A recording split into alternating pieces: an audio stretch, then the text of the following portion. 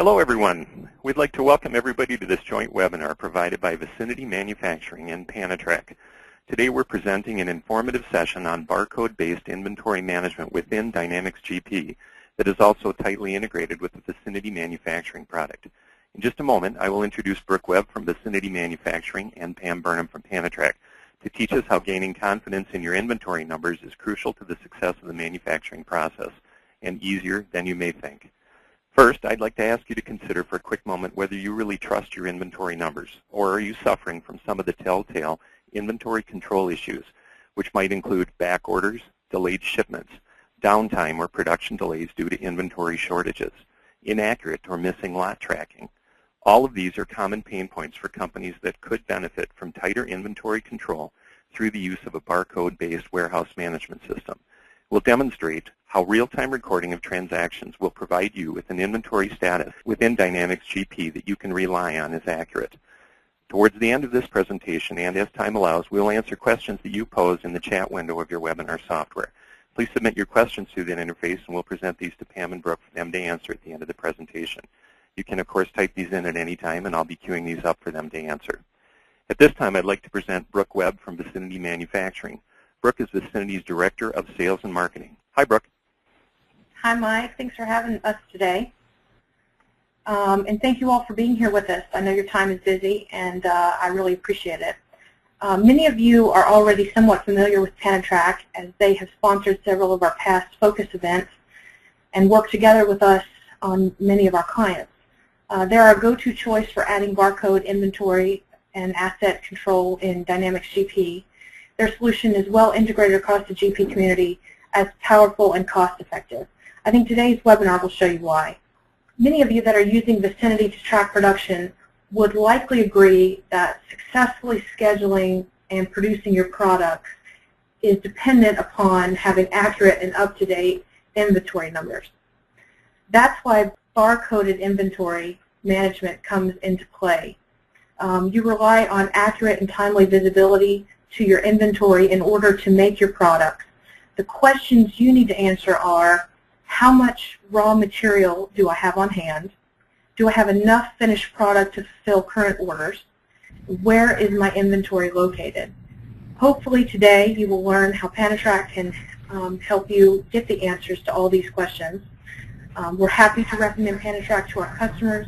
We have several mutual clients, and we look forward to sharing more. Very good. Thanks, Brooke. We appreciate the kind words. Let me introduce Pam Burnham from Panatrack. Pam directs product strategy and consulting for the Panatracker product and is an expert in Dynamics GP and inventory management best practices. Pam, you're up. Great, thank you. Today I'm going to be covering concepts of inventory management. I'm going to be filtering in some demonstration of our PanatrackerGP solution. I'm actually going to be using a handheld device. Although you can't see it, it's going to actually be the device I'm using. So you can actually see the transactions in our application at work. And this webinar is designed to provide a very high-level overview of inventory management, some best practices, some concepts I want to share with you. But we're always happy to schedule a one-on-one demo of our solution specific to your requirements. We'll have a slide at the end that's going to identify how to contact us to set that up if you're interested. With that, let's go ahead and jump in. So the first thing I'm going to cover is why do we want to track our inventory? First of all, you want to be able to track inventory to better identify what you need to order from vendors and when you need to have it. Especially if you have space constraints, you might be doing some just-in-time ordering. It's very valuable to know exactly what you have on site versus what you need to have scheduled to bring in. So that's going to support some of your production planning as well. On the flip side, it's also a big benefit to know what's available to ship out to your customers, and it improves customer service if you know that you've got accurate inventory to say, yes, we do have it in stock and when it can ship out. So both from a production planning point of view as well as a customer service point of view, tracking your inventory is critical. Also, know where it is. One of the biggest keys for knowing where it is to identify the locations of where you're going to keep that inventory. This is going to give you the ability to recognize restock needs in various locations and for your workforce to know what do they actually have on hand, what can they pull, what can they bring in over to the production area. So knowing where your inventory is will add efficiency if they can identify quickly to find that inventory to move it around. Next, I'm going to jump into some key concepts of inventory management. One of the first things is location tracking. If you're familiar with Dynamics, you'd be understanding the concept of a site location. If you've got inventory items set up in Dynamics, you do have to have a site, at least one of them. A lot of times that represents a physical location, such as a building. It also might represent a department. But we also have the ability for you to implement a more finite location tracking by implementing multiple bin tracking within Dynamics. This is going to give you the ability to, underneath those sites, identify additional locations. Now, this isn't going to be very practical if you're not using a barcoding solution or a mobile application to be able to record the movements of your inventory in real time. But once you have that system in place, this might be something you may want to consider. Also, sites may also identify a status of an inventory. So if a manufacturing process, a lot of times you're taking inventory, you might have to put it in a hold position while you're doing some quality checks on that. You don't want that in your mainstream inventory that you're selling out of. So that's another option for you to set up a site to segregate that inventory out. The next concept I want to talk to you about is lot tracking. For many of you out there, lot tracking might be something you want to do. Maybe you think, oh, I really should be doing it, but it's just not practical. Lot tracking provides the ability for you to identify expiration dates, manufacture dates, and it also has the ability within Dynamics that you can set up some additional attributes on your lots. Again, maybe not practical at this point in time, but lot tracking is something that you're planning for. Even if you're not going to start out right away, you may want to start planning and putting a strategy in place. If you're going to lot track your manufactured goods, often using the batch code from Vicinity along with the date code gives you that lot number or the ability for you to set up a lot tracking strategy that way. The next concept I'm going to be discussing is unit of measure. For many of you, you might have one unit of measure set up. It might be eaches. A lot of those, if you're dealing with a lot of different units of measure, for example, I have eaches that are going to go into a case that are then going to go onto a pallet. It's going to be easy to want to capture, I'm moving a pallet, I'm moving a case of something versus identifying what's in the box, how many eaches do I have in each of those containers. So one of the key things is to set up a unit of measure strategy is to identify the different units of measure that you work with within your products. Now that could be different for different items. So some items a case might represent 24, and for another item a case might represent 12. So one of the strategies within Dynamics is to define this ahead of time and then put together your unit of measure schedule strategy from there. We also within our application do support being able to capture various units of measure. So we're going to be able to support capturing and moving inventory without having to worry about somebody trying to calculate what do they actually have down to that base unit of measure. And the final concept I'm going to cover with you is the label printing. Now this is going to be label printing for either cases or for your pallets or for the items that you're manufacturing that are coming off the line, or you may be labeling inventory coming in from your vendors so that you can easily scan it. Barcode scanning is going to be the strategy to add efficiency throughout your process. So putting those item labels on early in the process at the time that you're receiving that inventory is going to be critical. I'll share with you a couple different pieces of knowledge. If you're new to label printing or what should I put on for a barcode, typically a barcode is going to be something that you want to have represented on your label as your item number, because that's going to be what you're going to use to capture. You're going to be seeing this soon. And if you are lot tracking, you probably will want to have that lot number represented as a barcode as well. Now if you see on my screen, I do also have a funny looking barcode over on the first one to the left. That's kind of under lot. There's kind of a box with all sorts of funny patterns to it. That's actually a 2D barcode. We can actually incorporate multiple pieces of information. So instead of scanning each of those individual barcodes when you're lot tracking or if you're capturing unit of measure, we can have a single barcode that you can just go ahead and scan and fill in all the fields. Later in the presentation, you're going to see me doing some of that scanning as well. Some of the things that you do not want to put on a label is going to be the location. Location is going to be kept in your database. You're going to be recording where you're moving it. So location is something that you shouldn't, if it changes, your label's out of date. So one of those key things, if you think you want to put on a location, we would recommend that you don't do that. Case and unit of measure and things like quantity, also something that you'll have to be very cautious when considering this, and something that we can assist with in helping you define that as well. Now that we've covered some of the key concepts, I wanted to share with you the life cycle of inventory. How does inventory flow? Basically, for manufacturers, you actually probably have two different types of inventory that you're handling. One is the raw materials or the materials you're bringing in for your manufacturing process. So in that case, you're receiving from a vendor, potentially from a purchase order. And in that case, lot numbers and some of that information is going to be recorded based on what's coming in and being provided to you by your vendors. Once that inventory is, you're going to put it away, and you're going to manage that inventory now that you have stocked. So you're going to be doing moves, you're going to be doing transfers, you might be doing periodic physical counts, and you might once in a while need to do an adjustment. Maybe something's damaged or becomes expired. So that entire management of inventory is going to be grouped together, and that's actually shared across, no matter what type of inventory you have, that's actually shared no matter what. And then again, for your raw materials, you're going to consume that inventory in your production. So basically, you're going to issue it and consume it and make it part of your manufacturing process. On the finished goods side, you're going to do the same thing. You're going to be able to create your production. So in other words, you're going to want to label or receive that production in. We prefer to kind of call it create production versus receiving, not to get it confused with purchase order receiving. But it's basically the same process. You're receiving it in. You're adding your inventory, your item labels, your pallet labels of what you've produced. Again, you're managing it. You're going to put it away. You might stock it. You might be moving it or transferring it around, or you might have to, again, do a physical count. And then eventually you're going to be doing a pick to ship out to your customers. So for managing inventory, this is the support system or the tools that you have.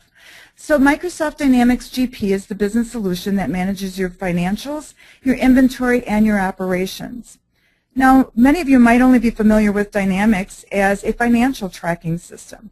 It actually has a lot more features and functionality. It has a full inventory tracking and setup database, very powerful, and you might not be using those features, again, because you don't have all the tools in place to adequately manage the inventory as you need to. But that's going to be the foundation to our system is Microsoft Dynamics. We use Microsoft as our host database, so we're integrated tightly with Dynamics. Next is Vicinity Manufacturing. This is a software solution that's going to extend Dynamics exclusively for the process manufacturing industry. So this is going to give you a streamlined solution, again, integrated directly with Dynamics. So you've got basically a full functioning system for managing not only your financials, but your manufacturing process, as well as your inventory. And then finally, there's our system, PanatrackerGP. And what we do is we extend those two systems to add a powerful barcode solution to be able to capture those transactions efficiently and effectively and in real time. So since our solution is a barcode solution, let's identify the key advantage of that technology. Basically, it's efficient data capture. Scanning a barcode is the quickest and most accurate option for capturing your data. I'm going to give you an example. Using a code 128 barcode, that's a symbology of a type of a barcode. It's very common. It's one of the 1D barcodes we highly recommend. The worst case accuracy, and I'm going to repeat that one more time, worst case accuracy of scanning is 1 scan out of 2.8 million. So that's pretty accurate. Now you're going to compare this to a highly skilled and accurate data entry clerk whose accuracy rate is going to be 1 in 300 keystrokes. And that's assuming that the data she's getting is accurate. So if everything she's getting in place, there's no transposed numbers, she can read everything, Her accuracy is 1 in 300 keystrokes. So just by barcoding and being able to scan that, you're going to have a drastically increased rate of being able to, of accuracy just from scanning. Now there's the barcode scanning piece, and then there's also the mobile technology piece. Our solution operates on a mobile device, a mobile handheld computer, that's going to be able to be carried along so those transactions for inventory can be captured at the point and the time that the inventory is actually handled. Not recorded on a piece of paper and then handed in later for some later entry. It's going to be handled immediately. It's going to be recorded, and it's going to be updated immediately back to your host system. So let's take a look at some of the benefits of that. First of all, we're going to eliminate the redundancy and delays in updating your source inventory database. To demonstrate this, I'm going to walk through a traditional paper-based process for receiving your inventory from a vendor. So think about this as we're walking through. Does this sound familiar? So in a paper-based or a traditional paper-based system, you're going to get a packing list. Somebody's going to pull it out. They're going to check off the items that they've received off the list, or maybe it's off of a purchase order copy. If there are lot numbers or serial numbers, you're going to be recording those manually, unless there's the luxury that somebody actually put those on the packing list as well. And again, somebody's going to want to confirm and verify in case there's something wrong. Now hopefully, and which happens, some of the people just pull up the packing list and they're just going to hand it in instead of actually marking and checking it off, which we'd want them to do. Now also, you're not at this point in time in a traditional paper-based process labeling or putting item labels on that inventory so you can actually scan and identify them later in the process. So this is something we'll want to be able to incorporate at some point in time. And then all that paperwork is going to get dropped off to a person who's going to enter this receipt and the receiving transactions into Dynamics. This person could be extremely busy. They may get to it tomorrow. They might get to it in a couple of days. Hard to say. And when they finally do get the time to enter that receipt in Dynamics, they're going to also potentially might be entering it into another system. Maybe they will, or maybe the inventory clerk is going to actually keep an Excel spreadsheet or some other information of what they received. Maybe you're managing things on whiteboards or on sticky notes. So basically, you might have not just a double entry of checking off a packing list and into GP. You might actually have 3 entry points just to keep track of your inventory accurately. So now given that, let's go ahead and actually see in action our PanatrackerGP solution as we're going to actually receive in a purchase order. So I'm going to slide over my handheld to my computer screen so you can see it. This is actually, as I mentioned, I'm actually using this device as I'm completing this transaction. Hopefully you'll hear the barcode scanning in the background. This is a touch screen device, so I'm going to actually just tap into my inventory transactions. I'm adding inventory, so again, very logical, very simple, inventory coming in, and I'm going to receive it against a purchase order. So once we go ahead and we start get presented with the solution, and again, I'm not going to go into the details of all the features of our application. We're going to make this as efficient, as quick as possible, which eventually you will get to. So I'm going to be able to scan my PO number, and in this time it's validating to Dynamics, is it available to receive against? If it is, good, we move to the next field. Next, I'm going to be able to scan my items. Now, in this case, you may not have items to scan because you don't have anything barcoded yet, but if you do have manufacturer item numbers, vendor item numbers, that can be stored within Dynamics, and we can use those barcodes to go ahead and scan that inventory in to keep everything very efficient. We do also have lookups available, so you can see here exactly what I have for information that I can go ahead and scan. And I'm actually on the wrong PO, so I'm going to actually go ahead and scan these in. So for some reason, this put in a different item number than I was expecting, but that's okay, or a different PO than I was expecting. So I'm going to go ahead and enter in my quantity. And again, I could be using the scanning functionality, or I can be using the lookup list, and I'm going to cheat a little bit here for the lookup list. Also, just to point out, we do also show for the user information that's valuable to them. I can see exactly what am I supposed to be receiving, what's the quantity I'm going to be receiving against. So when I go to my review screen, it's going to go ahead and show me all the line items on my purchase order. And I can continue adding to this. Very simple, very easy. And once I'm all finished and all complete, I'm going to go ahead and be able to submit that transaction. When I do, that transaction is immediately sent to Dynamics and created. Nobody has to rekey any information in. Everything's been labeled properly if you're doing the item labeling. And we're all set to go. The user gets confirmation. Everything looks great. And now I'm going to go ahead and bring up that receiving transaction in Dynamics so that you can actually see the receiving transaction that we just created. There we go. So here's my Dynamics database again in real time.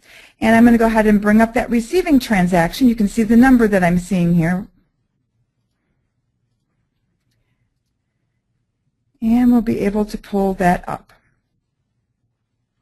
So here's my receiving transaction.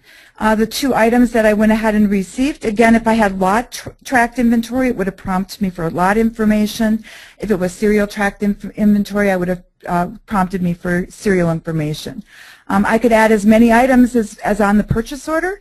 We also do support receiving without a purchase order. So if you've got stuff coming in and you're not using the GP purchase orders right out of the gate, that again is something that you can go ahead and set up and be able to still receive that inventory in and get it labeled.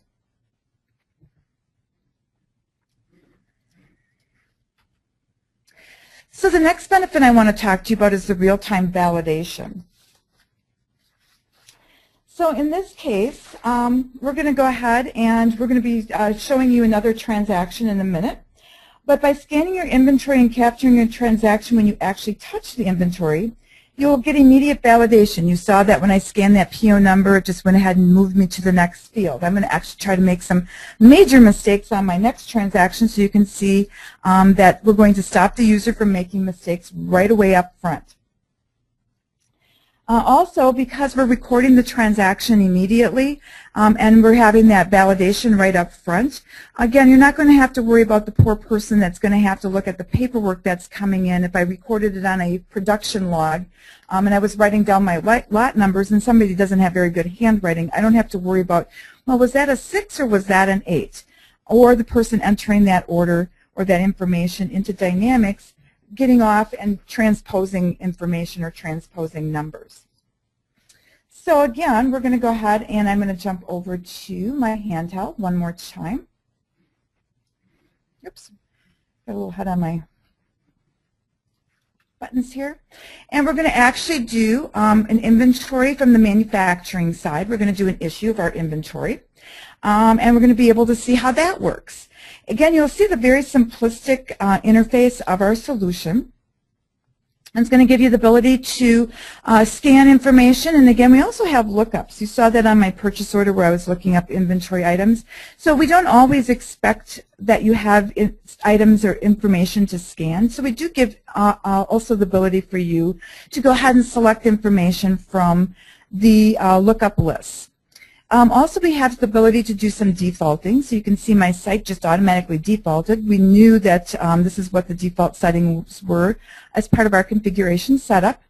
And now I'm going to go ahead and I'm going to scan the inventory I'm going to be adding in as part of this process. We're going to get information immediately sent to me. This is the amount that I need to issue based on that manufacturing process. That's updated immediately, so it's always real time to the user. And I've got the ability then to scan the lot. So I'm going to go ahead and scan the lot. And in this case, it is going to give me a message that it says that it's not really available. So I'm going to go ahead and scan a different lot number, in which case that one is good. So again, I got stopped immediately. If I tried to put in a number that was too big, it's going to stop and tell me, wait a minute, you entered the wrong amount. This is the amount that you entered. This is the amount that was supposed to be issued. I can easily dismiss that message and then I can make my correction. I didn't intend to do that. I'm actually going to only issue part of this, so I'm going to recorrect that and issue the correct amount. And then that transaction, in this case, automatically gets sent to Vicinity, and Vicinity's automatically updates the GP transactions or the GP inventory. So again, very seamless. We update Vicinity. Vicinity gets the information they need.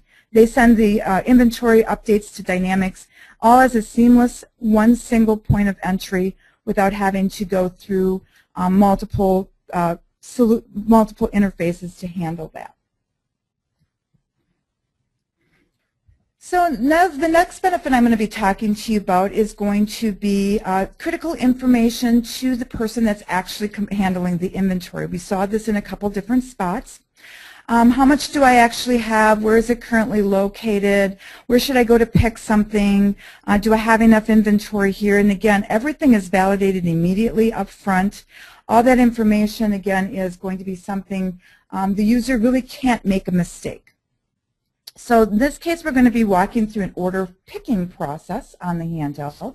So get kind of a taste and a flavor of all the different transactions that we have. So we're going to go ahead and jump into the fulfillment process. And in this case, again, I have the ability to scan an order if I know if I've got orders printed with barcodes on it. There's all sorts of different ways that this can be set up to be available for what orders are available for the users to select. I'm going to go ahead using my scanner. I'm going to go ahead and scan my item. I've already started picking on this item, so I did a test pick ahead of time, so it's going to show me what I did previously. This item has been picked already. But you'll notice we've got some nice visual cues for you. We've identified what's been handled already. I don't have to worry about that. I've got the nice green check mark dropped to the bottom. I know that I'm taking this out of my site warehouse. I know, even though I'm not using multiple bins, I know the bin that this item is located in. That's shown to me right up front. I don't have to guess where it is. If you're using multiple bins, it's going to identify what bin that you're supposed to pick it from, and then it's also going to give the user access to all the bins that that inventory might be stored in. So if you've got multiple places where that same inventory item is, that information is going to be available for the user right up front. They don't have to guess. They don't have to go run back to a computer to find anything. They're going to be able to see right off the bat, do I have enough inventory to fill this order? I'm going to go ahead and go into my pick list.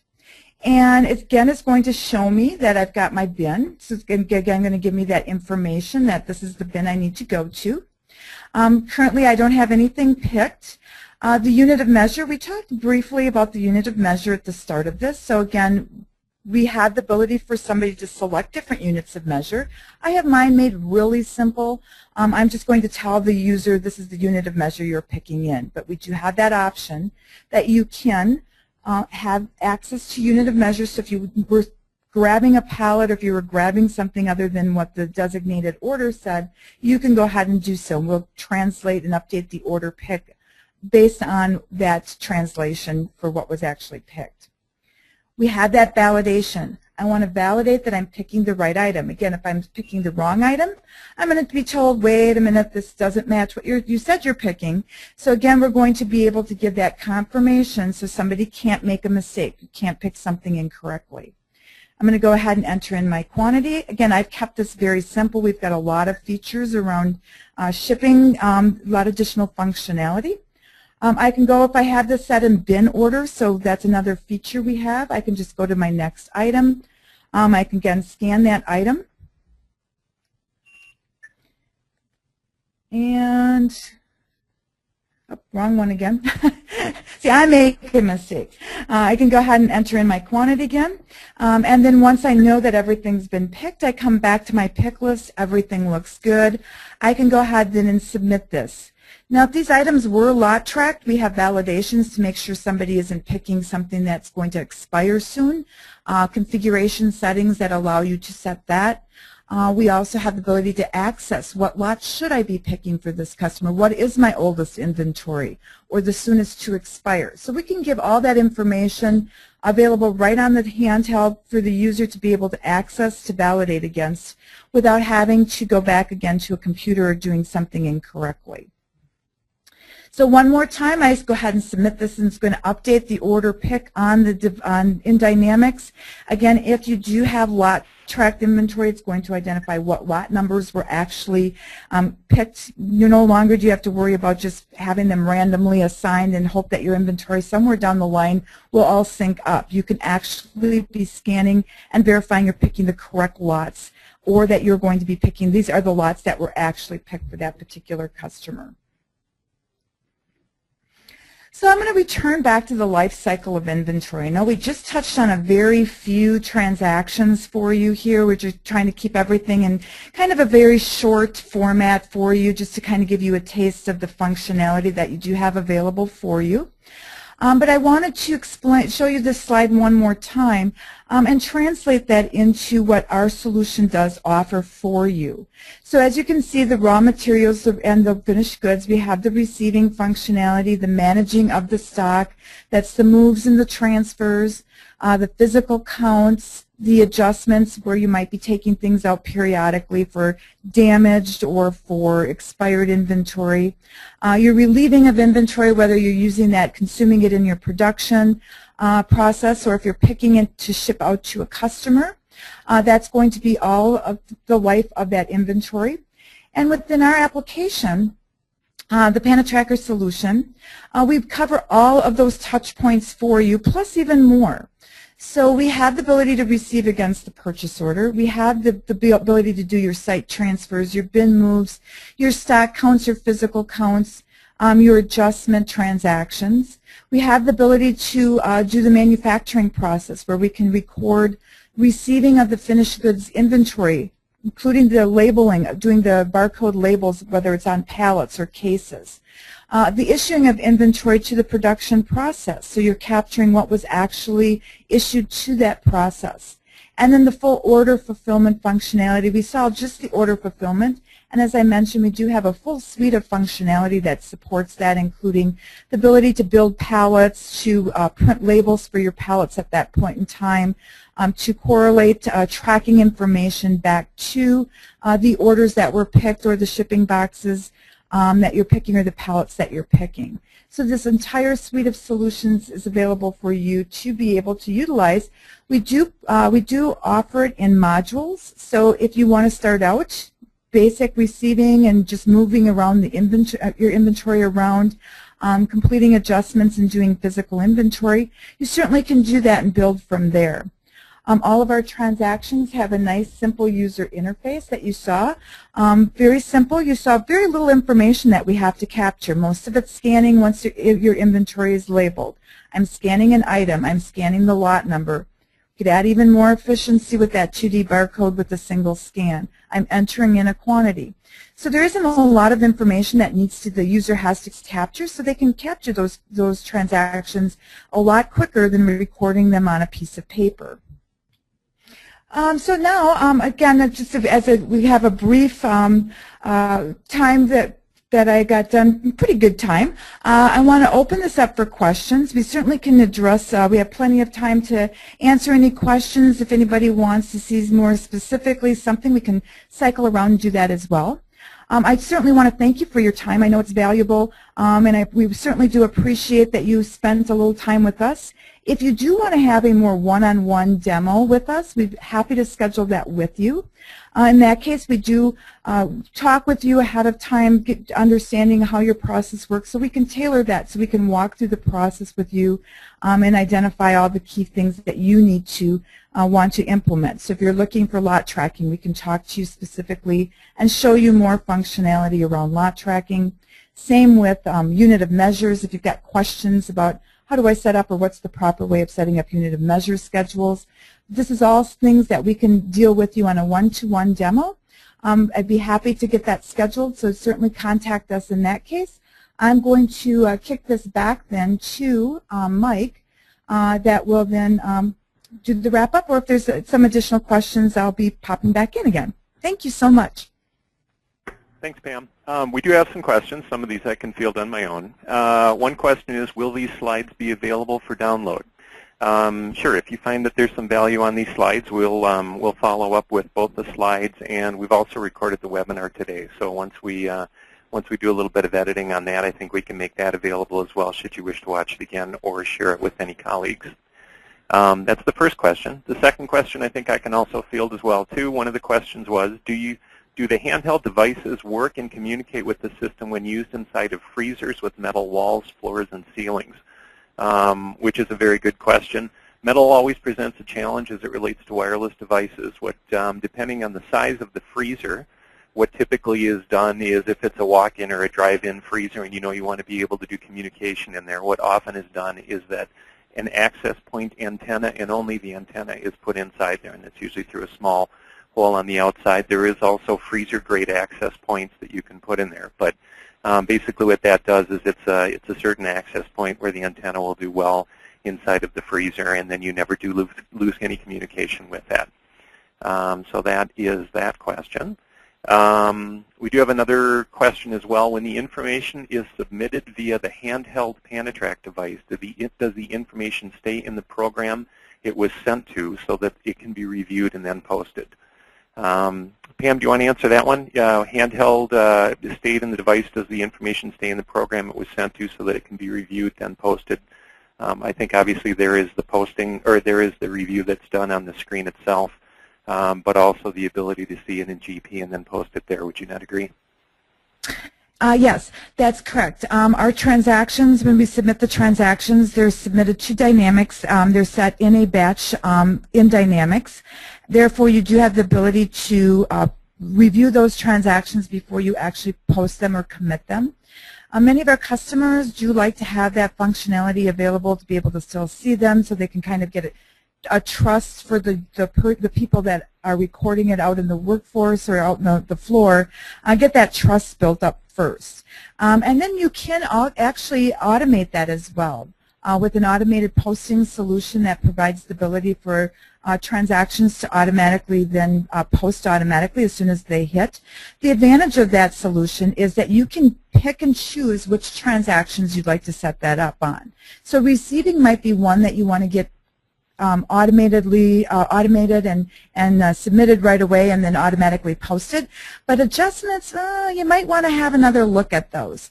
Also, we do have a journaling database that does provide you details of everything that does occur on the device. That journaling database does also record anybody that started a transaction and then changed their mind. You still get a history that somebody did initiate a transaction. So you get a full journaling and audit trail there as well.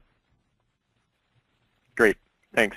Next question is, if we wanted to implement this in our finished goods warehouse only to begin with, is that an option? And if so, what are the hurdles of starting this in the finished goods warehouse without having it tied to Vicinity on our production side? That might be one that we might want to have a longer discussion on and how you're currently doing things now. We are able to record transactions, so your finished goods, if you're not currently using a manufacturing solution. I'm guessing you probably will be doing that through just standard adjustment transactions in Dynamics. So certainly you can do that, and in that case you can also print a label. So certainly there are options to go ahead and set that. Our solution is tied specifically to inventory. So again, if you're not using a Vicinity currently, you're looking at putting that in down the road, I'm going to make the guess that you're using just standard adjustments. Now the Vicinity solution will give you more process manufacturing, a lot of infrastructure. Again, that's something that you can grow into. But just to track inventory, we can work by just tracking the inventory outside of that as well. Okay, good.